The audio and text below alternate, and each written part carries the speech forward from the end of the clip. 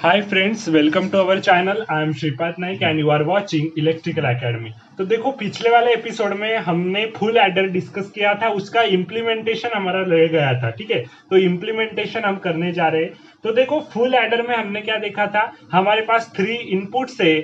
उसमें जो 2 इनपुट्स है एक्स वाई, वो जो करस्पॉन्डिंग इनपुट्स है वो आप जो ऐड कर रहे हैं उसके लिए, और जेड जो बिट है, जेड बिट, वो किसके लिए है, आपका जो कैरी प्रीवियस बिट से नेक्स्ट बिट में आता है उसके लिए आपने जेड प्रोवाइड किया है। तो वो 3 इनपुट आपके पास है और 2 आउटपुट आपके पास है। उसमें एक सम आउटपुट है और एक कैरी आउटपुट है, बराबर है। तो यहां मैंने अलग अलग इंप्लीमेंटेशन के लिए यहाँ क्यू चार्ट बनाया। देखो, इंप्लीमेंटेशन 1 अलग होगा, इंप्लीमेंटेशन 2 अलग होगा। तो देखो, एक इंप्लीमेंटेशन आप ऐसे भी कर सकते हैं कि सम को आप इसके साथ, मतलब ये सम और एक कैरी का एक आउटपुट लेके मैं इंप्लीमेंटेशन कर सकता हूं, और दूसरा इंप्लीमेंटेशन वही सम का आउटपुट लेकिन कैरी का जो दूसरा आउटपुट हमने जनरेट किया था वो लेकर मैं यहाँ दूसरा इंप्लीमेंटेशन कर सकता हूं। मतलब एक इंप्लीमेंटेशन आपका फुल एडर का रहेगा, दूसरा भी फुल एडर का ही रहेगा लेकिन यूजिंग हाफ एडर रहेगा। ठीक है, तो दोनों इंप्लीमेंटेशन अभी हम डिस्कस करने जा रहे हैं। तो देखो, फर्स्ट इंप्लीमेंटेशन में यहाँ करने जा रहा हूं ये सम का आउटपुट लेके और कैरी का ये फर्स्ट आउटपुट लेके। ठीक है, तो यहाँ मुझे इंप्लीमेंटेशन अगर करना है तो मैं क्या करूंगा, मेरे पास 3 इनपुट्स है एक्स वाई जेड। तो सबसे पहले मैं एक्स एक्सॉर वाई प्रोड्यूस करता हूं सम के लिए। तो एक्स एक्सॉर वाई मुझे प्रोड्यूस करना है, तो यहाँ एक्स वाई इनपुट मैंने दिया और प्रोड्यूस हुआ मेरा एक्स एक्सॉर वाई। ठीक है,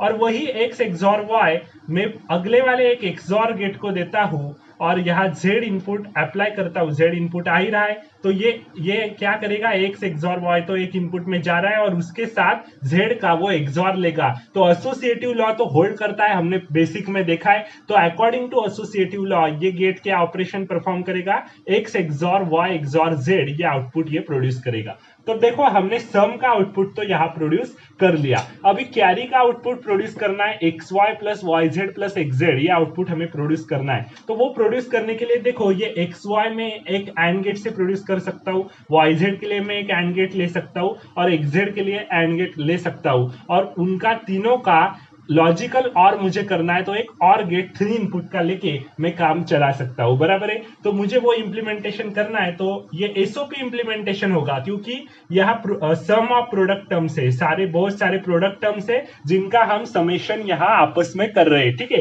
तो मेरा इंप्लीमेंटेशन कैसे होगा, एसओपी इंप्लीमेंटेशन यहाँ होगा। तो देखो, एक एंड गेट मैंने लिया, यहां से एक्स वाई पास किया, यहां से मैंने क्या पास किया, यहां से मैंने वाई जेड पास किया, और यहां से मैंने क्या पास किया, यहां से एक्स जेड पास किया, और तीनों का प्रोडक्ट यहां आया, और तीनों का प्रोडक्ट जो आपका आया प्रोडक्ट टर्म, तो यहाँ एक्स वाई प्रोड्यूस हुआ, यहाँ वाई जेड प्रोड्यूस हुआ, यहाँ एक्स जेड। तो x Y plus Y Z plus X Z करने के लिए मुझे एक 3 इनपुट का और गेट लेना पड़ेगा, जो कि मैंने यहाँ लिया, और यहाँ प्रोड्यूस हुआ X Y plus Y Z plus X Z. तो देखो, यहाँ कैरी का आउटपुट प्रोड्यूस हुआ, यहाँ सम का आउटपुट प्रोड्यूस हुआ। ठीक है, तो ये हुआ आपका एक इंप्लीमेंटेशन, जहां मैंने फर्स्ट आपका ये समेशन का ये आउटपुट लिया और कैरी का फर्स्ट आउटपुट मैंने डिस्कस किया। अभी सेकंड इंप्लीमेंटेशन में करूंगा, वहां सम का मैं वही आउटपुट लूंगा लेकिन कैरी का ये आउटपुट हम कंसीडर करेंगे। ठीक है, तो वो इंप्लीमेंटेशन अलग से बनेगा। तो वो कैसे बनेगा, तो ये जो इंप्लीमेंटेशन है सम का, वो तो वैसा का वैसा ही रहेगा। तो वो सेम इंप्लीमेंटेशन सबसे पहले मैं बना देता हूं। तो देखो, एक्स वाई हमने पास किया at T equal to 0, X Y हमने पास कर रहे हैं, तो यहाँ एक्स एक्सॉर वाई प्रोड्यूस हुआ, और एक्स एक्सॉर वाई के साथ या आउटपुट के साथ मैं आगे पास कर रहा हूँ आपका जेड। तो ये जेड मैंने पास किया, तो ये क्या प्रोड्यूस हुआ, आगे X XOR Y XOR Z यहाँ प्रोड्यूस हुआ, बराबर है। तो ये तो आपका सम का आउटपुट वैसा का वैसा प्रोड्यूस हुआ, लेकिन ये आउटपुट कैरी का है। कैरी का आउटपुट मुझे प्रोड्यूस करना है, तो मैं यहाँ क्या कर सकता हूँ, तो यहाँ मुझे कुछ सोचना पड़ेगा। X Y plus z into x XOR y मुझे प्रोड्यूस करना है कैरी के लिए। तो एक्स वाई प्रोड्यूस करने के लिए मुझे एक एंड गेट लगेगा, बराबर है। तो एक एंड गेट में लेता हूँ एक्स वाई प्रोड्यूस करने के लिए, तो ये एक एंड गेट मैंने लिया, एक्स वाई प्रोड्यूस इसने कर दिया, तो एक्स इंटू वाई प्रोड्यूस हो गया। लेकिन उसके साथ आपको लॉजिकल और लेना है इसका z into x XOR y. तो z into x XOR y ये टर्म आपको प्रोड्यूस करनी है, तो आप कैसे कर सकते हैं, आपके पास एक्स एक्सॉर वाई भी अवेलेबल है, आपके पास z भी अवेलेबल है, तो इन दोनों का एंड ऑपरेशन करके एक एंड गेट हम प्रोवाइड कर सकते हैं इनके लिए, z into x XOR y के लिए। तो मैंने वही किया, ये z मैंने यहाँ नीचे ले लिया, x एक्सॉर y भी हमारे पास अवेलेबल है, तो इनका मैं एंड ऑपरेशन करके यहाँ मैंने प्रोड्यूस कर लिया z into x XOR y, बराबर है।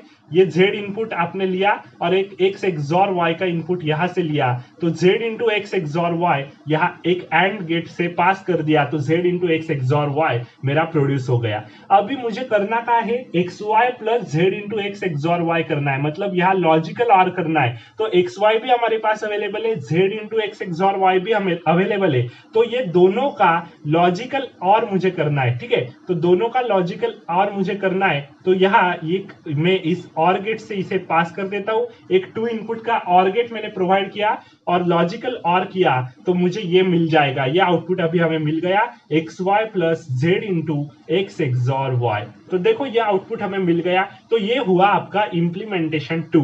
ये इंप्लीमेंटेशन 2 हो गया, ये इंप्लीमेंटेशन 1 होगा। इंप्लीमेंटेशन 1 में हमने क्या किया, सम का ये आउटपुट और कैरी का फर्स्ट आउटपुट लिया। इंप्लीमेंटेशन 2 में सम का वही आउटपुट लेकिन कैरी का सेकंड आउटपुट हमने कंसीडर किया।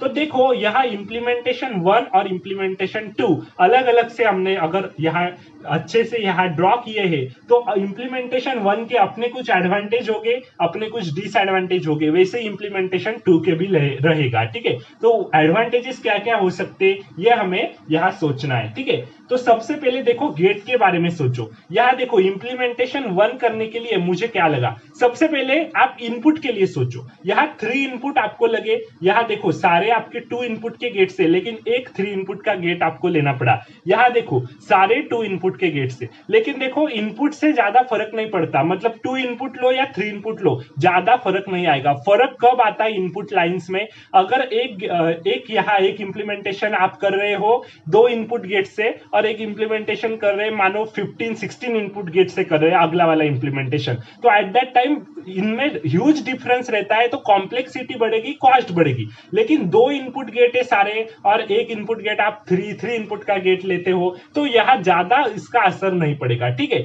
लेकिन यहाँ ये एक डिफरेंस क्रिएट हुआ है, यहाँ एक 3 इनपुट का गेट लगा बाकी के 2 इनपुट के, लेकिन यहाँ सारे 2 इनपुट के गेट है आपके, बराबर है। तो ये एक आपका डिफरेंस क्रिएट होगा। और देखो क्या होगा, अभी देखो गेट्स काउंट करो। इंप्लीमेंटेशन 1 के लिए आपको कितने गेट्स लगे, 1 2 3 4 5 6, तो 6 गेट्स आपको इंप्लीमेंटेशन 1 करने के लिए लगे। लेकिन इंप्लीमेंटेशन 2 के लिए आपको कितने गेट्स लगे, 1 2 3 4 5, यहाँ 5 ही गेट लगे, यहाँ 6 गेट्स आपको लग रहे। तो देखो गेट के हिसाब से देखा तो इंप्लीमेंटेशन 2 आपके लिए राइट होगा, मतलब यहाँ आपको कम गेट लग रहे।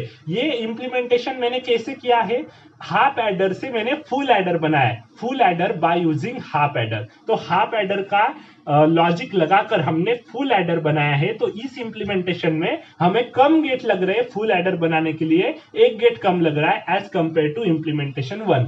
तो गेट कम रहा है तो कॉम्प्लेक्सिटी थोड़ी कम रहेगी इसकी और इसकी कॉस्ट थोड़ी कम होगी, ये एडवांटेज इंप्लीमेंटेशन 2 को मिलेगा। लेकिन इंप्लीमेंटेशन 1 का भी अपना कुछ एडवांटेज रहेगा, तो वो क्या होगा, तो टाइम डिले के हिसाब से देखते हैं कि टाइम डिले इंप्लीमेंटेशन 1 के लिए ज्यादा लग रहा है या इंप्लीमेंटेशन 2 के लिए। तो देखो ओवरऑल डिले इसके लिए लग रहा है ज्यादा कि इसके लिए, ये हम अभी डिस्कस करते। तो मान लो हम मान लेते कि सारे जो भी आपके गेट्स है, तो सारे गेट्स के लिए टाइम डिले सेम है, ऐसा हम मान के चलते, ठीक है। तो देखो सारे गेट्स के लिए टाइम डिले मैं टीडी ले रहा हूं, इसका भी टीडी, इसका भी टीडी, सारे गेट्स के लिए मैं टाइम डिले अभी टीडी ले रहा हूं, ठीक है। तो टीडी टाइम डिले, इसका भी टीडी ले रहा हूं, इसका भी टीडी, सारे जो भी गेट्स रहेंगे उसका टीडी टाइम डिले, ऐसा हम मान के चलते हैं। अभी देखते हैं कितना टाइम लगता है। तो देखो ये सम का आउटपुट है, बराबर है, ये आपका सम का आउटपुट ये प्रोड्यूस हुआ x XOR y XOR z, ये कैरी का आउटपुट है, ठीक है। ये सम का आउटपुट है और ये कैरी का जो दूसरा आउटपुट था वो हमने कंसीडर किया, तो यहाँ कैरी जनरेट हुई है, बराबर है। तो सम कैरी ऐसे जनरेट हुआ है। तो सम और कैरी जनरेट करने के लिए कितना डिले लग रहा है ये हमें निकालना है। तो हम कैसे निकालेंगे? तो देखो यहां आपने एक्स वाई जेड ये जो तीन इनपुट्स आप लगा रहे हैं ये at time t equal to 0 पे लगा रहे हैं, बराबर है। ये जो तीनों आप इनपुट लाइंस प्रोवाइड कर रहे हैं एक्स वाई और जेड, ये at time t equal to 0 में आप प्रोवाइड कर रहे हैं। तो देखो at time t equal to 0 आपने एक्स वाई पास किया तो इसने प्रोड्यूस किया एक्स एक्सॉर वाई इस गेट ने, लेकिन आफ्टर टीडी टाइम इसने प्रोड्यूस किया। लेकिन आगे के गेट में आपको ये पास करना है, फिर आपको सम का आउटपुट मिलने वाला है x XOR Y XOR z, जो भी आपका समेशन का आउटपुट है, फुल एडर का जो समेशन का आउटपुट है x XOR Y XOR z, वो आपको कब मिल रहा है? ये टाइम डिले के बाद ये ऑपरेशन हुआ, एक्स एक्सॉर वाई आया, बाद में एक्स एक्सॉर वाई और जेड तो आपका टाइम टी इक्वल टू 0 पे ही पास हो रहा है। तो देखो एक्स वाई आपका टाइम टी इक्वल टू 0 पे पास हो रहा है, यहाँ जेड इस गेट में टाइम टी इक्वल टू 0 में पास हो रहा है। तो यहां से एक्स एक्सॉर वाई प्रोड्यूस करने के लिए ये टाइम डिले टीडी लगा, बराबर है। लेकिन ये जेड तो टाइम टी इक्वल टू 0 से ही प्रेजेंट है, लेकिन ये आउटपुट प्रोड्यूस करने के लिए थोड़ा समय लगा, तो ये टीडी टाइम काउंट होगा और आफ्टर टीडी टाइम और आफ्टर टीडी टाइम ये आउटपुट आपका प्रोड्यूस हो रहा है, ये एक्स एक्सॉर वाई तो यहाँ प्रोड्यूस, यहाँ ये एक्स एक्सॉर वाई आने के लिए टीडी टाइम लगा, जेड तो पहले से ही प्रेजेंट था, तो वो और टीडी टाइम के बाद ये आउटपुट प्रोड्यूस करेगा x XOR Y XOR z. तो ये आउटपुट प्रोड्यूस करने के लिए ओवरऑल आपको कितना डिले लगा? TD plus TD 2 TD delay आपको लगा। तो सम का आउटपुट प्रोड्यूस करने के लिए आपको 2 टीडी डिले आपको लगा। तो एक बात आप अच्छे से यहां ध्यान में रखो कि जब दोनों इनपुट आपके आएंगे स्टेडी स्टेट पे, मतलब दोनों इनपुट आपके स्टेबल स्टेट पे जब आएंगे तो उसके अकॉर्डिंग जो आउटपुट आएगा that will be the correct output. मतलब देखो यहां टीडी टाइम आप रुके नहीं, मतलब मान लो कि टीडी टाइम के लिए आपने क्या कंसीडर किया, पहले वाला आउटपुट आपने कंसीडर किया जो यहां आ रहा था, मतलब टीडी टाइम ये छोड़ दो। अगर ये आपने छोड़ दिया तो यहाँ कोई आउटपुट प्रेजेंट रहा क्या? यहाँ 0 आउटपुट प्रेजेंट रहेगा, नहीं तो कुछ और आउटपुट प्रेजेंट रहेगा। लेकिन जो आपको चाहिए एक्स एक्सॉर वाई वो तो नहीं रहेगा, वो तो टीडी टाइम के बाद आ रहा है। तो जेड आपका टी इक्वल टू 0 पे ही आया है, लेकिन उसका कोई फायदा नहीं है, टी इक्वल टू 0 पे वो आया है, तो उसके साथ ये आपका एक्स एक्सॉर वाई जो लग रहा है वो तो आफ्टर टीडी टाइम आ रहा है, तो इसे भी टीडी टाइम तक रुकना पड़ेगा, बाद में उन दोनों का एक्सॉर लेके ये x XOR Y XOR z बनाए। तो ओवरऑल ये आपको एक कंसीडर करना है कि ये दोनों इनपुट को स्टेबल स्टेट में आने के लिए आपको जो करस्पॉन्डिंग उसके अकॉर्डिंग ही आपका आउटपुट प्रोड्यूस होगा। मतलब दो इनपुट आपके स्टेबल स्टेट पे आएंगे तो बाद में वो आउटपुट जो आपको रिक्वायर्ड है वो प्रोड्यूस कर पाएंगे। तो दोनों इनपुट पहले स्टेबल स्टेट में आने चाहिए, जब तक वो स्टेबल स्टेट पे नहीं आएंगे तब तक आपका आउटपुट करेक्ट नहीं माना जाएगा। तो ये करेक्ट आउटपुट आपका कितने टाइम बाद आना है? TD plus TD 2 TD time के बाद आ रहा है, बराबर है। वैसे ही हम कैरी के लिए देखते हैं, तो कैरी के लिए अगर हमने यहां देखा तो कैरी के लिए अगर हम देख रहे हैं तो देखो यहां ये सम के साथ पैरेलली कैरी का भी काम चल रहा है, लेकिन क्योंकि देखो एक्स वाई जेड ये तीनों इनपुट्स हम एट टी इक्वल टू 0 पे पास कर रहे हैं, तो ये x y y z x z क्या ये अलग से इनपुट हमने लिए? नहीं, वही इनपुट एक्स वाई जेड जो हमारे पास अवेलेबल है यहां से ही हमने ये इनपुट लिए, बराबर है। तो यहां से ही अगर हमने ये इनपुट लिए है तो इसके साथ ये जो ऑपरेशन हो रहा है सम का, तो इसके साथ पैरेलली कैरी का ऑपरेशन हो रहा है, बराबर। ये तो आपको ये बात मंजूर होनी चाहिए, इसके साथ ही इसका ऑपरेशन पैरेलली हो रहा है। तो देखो अभी यहां देखो एक्स वाई आप पास कर रहे हैं इस एंड गेट से, तो यहां ये एक्स इंटू वाई प्रोड्यूस करेगा, एंड ऑपरेशन करेगा, लेकिन आफ्टर टीडी टाइम करेगा। Y into z after TD time and operation करेगा, x into z after TD time produce करेगा। तो क्या आप ये ऐसे बोल सकते हैं कि ये टीडी टाइम के बाद ये रुका फिर वाई इंटू जेड प्रोड्यूस हुआ इसके टीडी टाइम बाद? ऐसा नहीं है। ये तीनों जो सर्किट है ये इंडिपेंडेंट है, मतलब तीनों पैरेलल में है। यहाँ टीडी टाइम बाद ये एक्स इंटू वाई आ रहा है, वही टीडी टाइम के बाद y इंटू जेड आ रहा है, वही टीडी टाइम के बाद x इंटू जेड आ रहा है। तो ये टीडी टाइम आपका सेम लग रहा है, ये आउटपुट तीनों प्रोड्यूस करने के लिए एक ही टीडी टाइम आपको लगा। x इंटू वाई प्रोड्यूस करने के लिए y इंटू जेड भी और x इंटू जेड तीनों आपके एक ही टीडी टाइम में प्रोड्यूस हुए, बराबर है।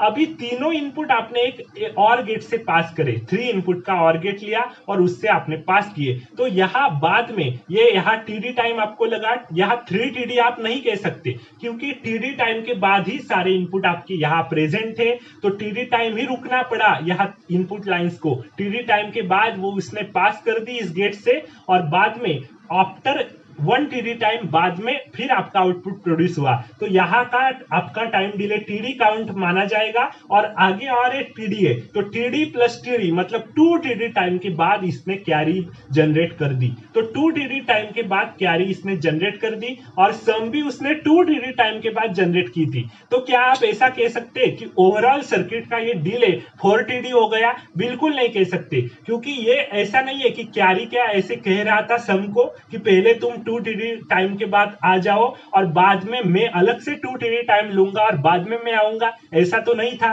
सम के साथ पैरेलली ये कैरी का काम भी चल रहा था। तो ओवरऑल डिले इस सर्किट का 2 टीडी रहेगा, क्योंकि सम और कैरी दोनों 2 टीडी में प्रोड्यूस हुए।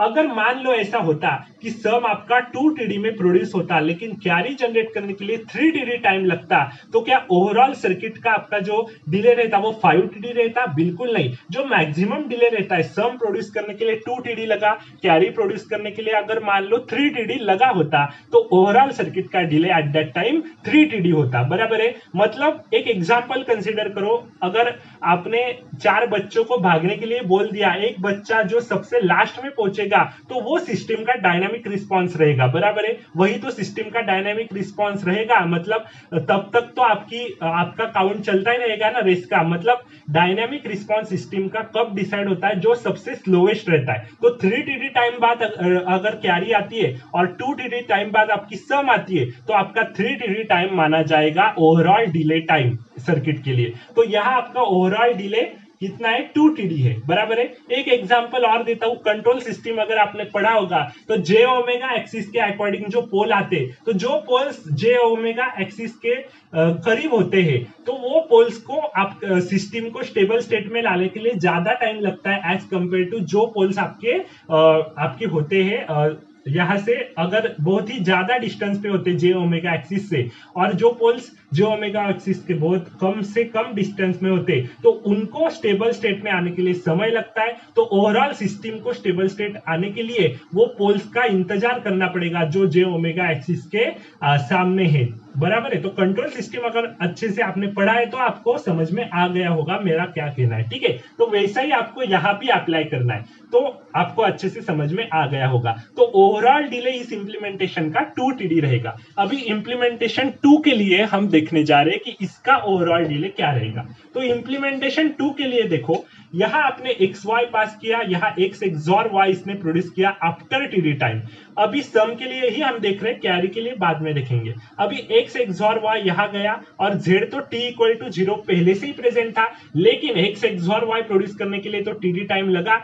तो सिस्टम आपकी स्टेबल स्टेट पे कब जाएंगी? आफ्टर टीडी टाइम जाएगी। यहाँ स्टेबल इनपुट कब आएंगे? After TD time. ये टीडी टाइम लगेगा स्टेबल इनपुट्स आने के लिए, और आफ्टर दैट आपका स्टेबल आउटपुट प्रोड्यूस होगा आफ्टर ये टीडी टाइम। मतलब टीडी प्लस टीडी आपको जो सम है वो प्रोवाइड करने के लिए आपको 2 टीडी टाइम लगेगा। बराबर है? तो सम का आउटपुट यहाँ प्रोड्यूस करने के लिए भी आपको 2 टीडी टाइम ही लग रहा है, जैसे यहाँ लग रहा था। बराबर है? लेकिन यहाँ देखो कैरी के लिए क्या होगा।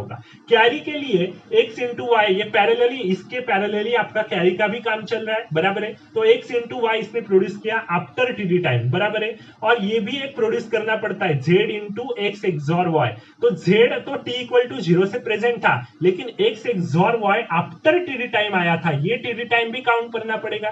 तो ये टीडी टाइम और आफ्टर टीडी टाइम और बाद में ये टीडी टाइम भी है आपके पास। तो TD plus TD 2 TD time के बाद ये आउटपुट प्रोड्यूस हुआ है Z into X XOR Y, और ये X into Y produce TD time के बाद हुआ है। बराबर है? अभी देखो यहां से ये आउटपुट आ रहा है, यहां से ये आउटपुट आ रहा है, और ये दोनों इनपुट से आपका नेक्स्ट आउटपुट जनरेट हो रहा है कैरी का। तो यहाँ 2 टीडी टाइम के बाद ये एक इनपुट आ रहा है, और ये इनपुट टीडी टाइम के बाद आ रहा है। तो मैंने आपको क्या कहा था, वही इनपुट आपको मानना पड़ेगा, स्टेबल इनपुट आपको मानना पड़ेगा कि स्टेबल स्टेट पे आपका जब इनपुट आएगा, स्टेबल इनपुट्स, तो स्टेबल इनपुट्स कब आ रहे हैं? 2 टीडी टाइम के बाद दोनों इनपुट्स आपके स्टेबल है और बाद में आपका ऑपरेशन हो रहा है, तो यहां से और एक टीडी टाइम तो मैं कंसीडर करूंगा और यहां से 2 टीडी कंसीडर करूंगा। तो 2 टीडी प्लस टीडी मतलब 3 टीडी टाइम मुझे लगेगा कैरी जनरेट करने के लिए। तो ये कैरी जनरेट करने के लिए मुझे 3 टीडी टाइम लगा, ये कैरी जनरेट करने के लिए 2 टीडी लगा था,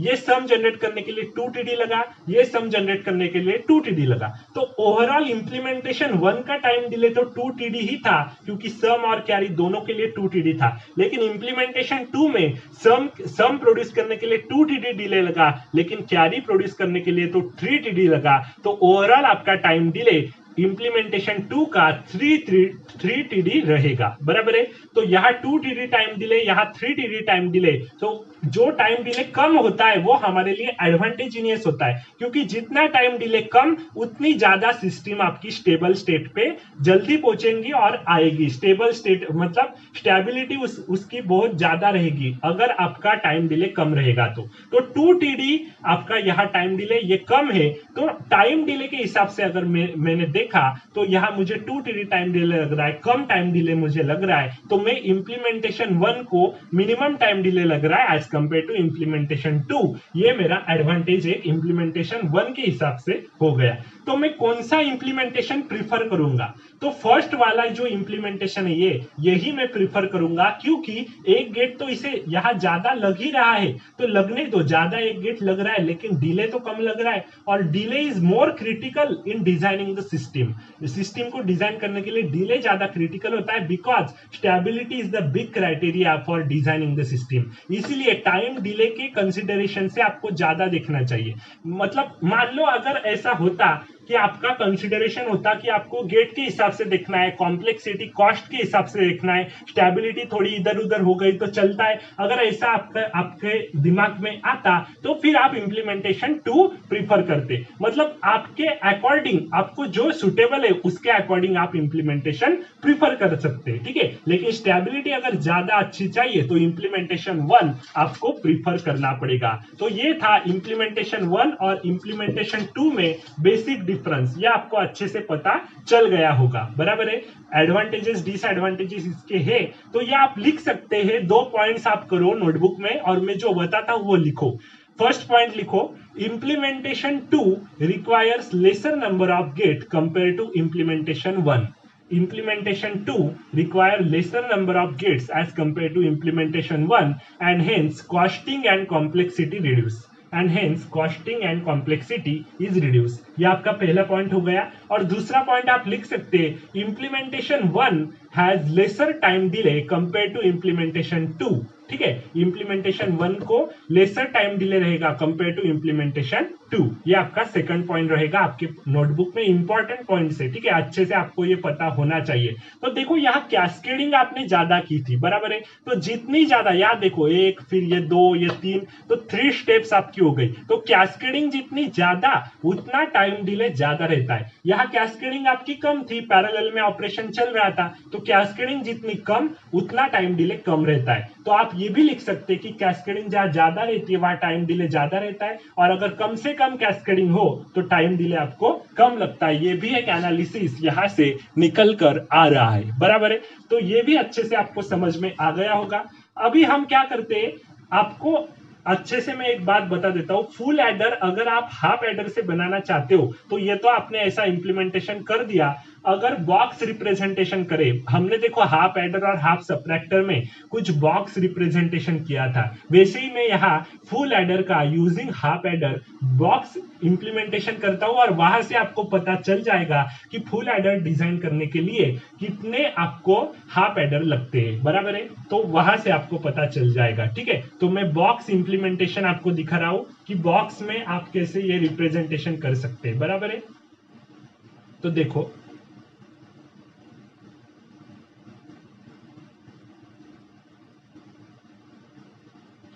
बॉक्स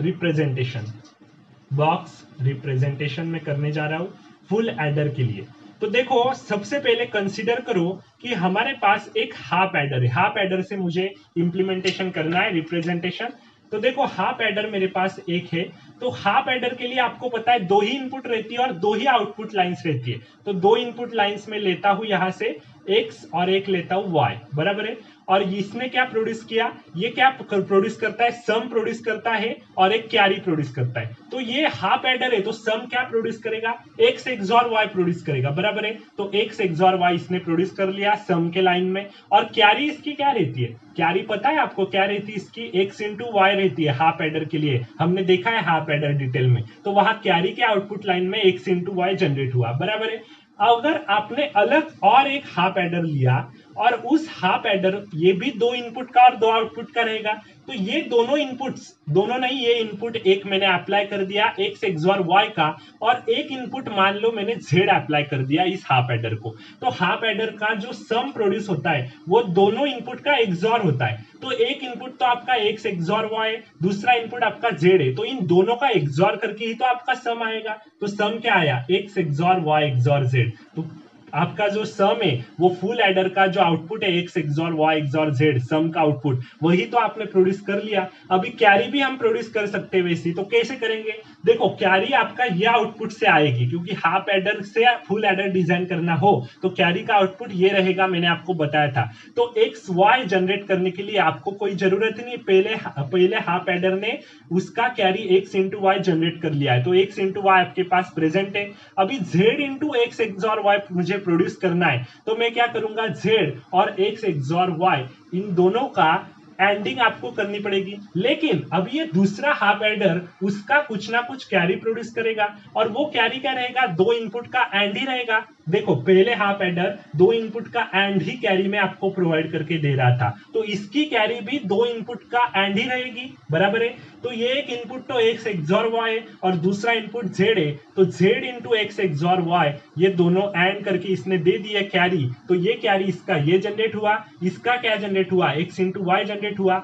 अब ये 2 कैरी अगर मैंने ले लिए और दोनों का अगर मैंने आगे जाके एक और गेट से मैंने इसे पास कर दिया, क्योंकि देखो और लॉजिकल और ऑपरेशन है, तो x Y plus z into x XOR y मुझे करना है। तो यहां से मैंने ये एक कैरी लिया, यहां से कैरी लिया, तो एक्स वाई यहां से पास हुआ, यहां से क्या पास हो रहा है, z into x XOR y pass हो रहा है। तो ये और गेट क्या करेगा, x Y plus z into x XOR y, ये आउटपुट इसने प्रोड्यूस कर दिया, बराबर है। तो वही तो आउटपुट हमें चाहिए था, बराबर है। तो full adder using half adder जब हमें इंप्लीमेंट करना हो तो यहाँ हमारा आउटपुट तो आ गया, लेकिन यहाँ से एक एनालिसिस निकल के हमारी आएगी कि अगर फुल एडर आपको हाफ एडर से डिजाइन करना हो तो आपको 2 हाफ एडर और एक और गेट का इस्तेमाल करना पड़ेगा, 2 हाफ एडर और एक और गेट। तो आप लिख सकते हैं नीचे, to implement full adder by using half adders,